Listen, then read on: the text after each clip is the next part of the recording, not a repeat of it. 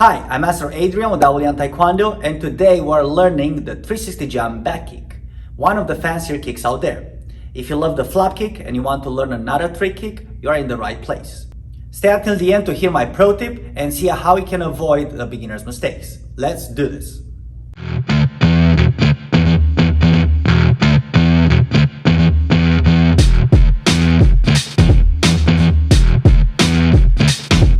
The 360 jump back kick is a kick that is normally used on attacking, but today I'll get into the counter-attacking option as well.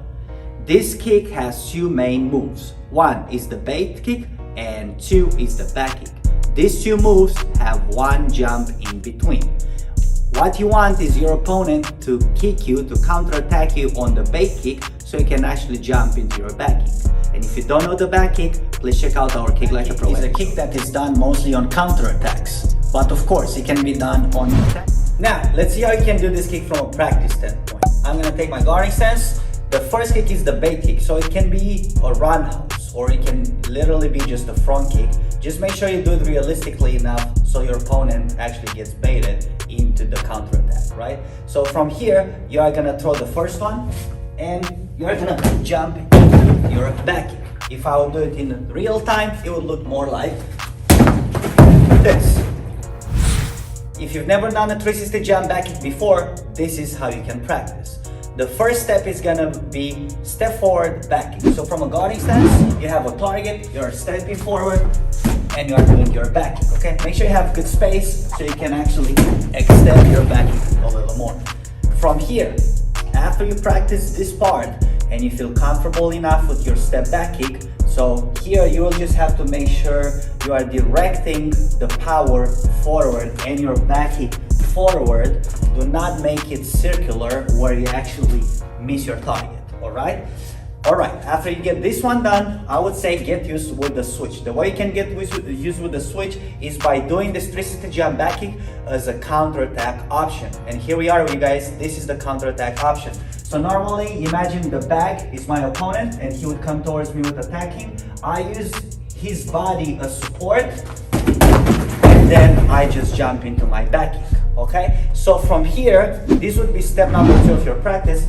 Practice this switch. Put your foot on the back, put your first kick on the back, push, and switch into your back kick. You can reset, you can do it until you feel comfortable with this part. If you feel like you got it, start practicing your 360 jump back kick. So step number 3 would be actually throwing the 360 jump back kick,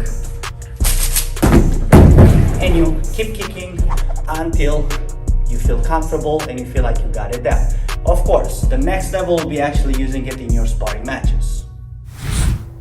One beginner mistake, or actually two, would be, first one is the one that I mentioned a little earlier, trying to go with the momentum in a circular motion, which is gonna make you miss your back kick. So first beginner mistake is do not let the momentum go circular, direct your back kick straight forward. The second beginner mistake would be not leaning while you actually turn midair and you throw your back kick.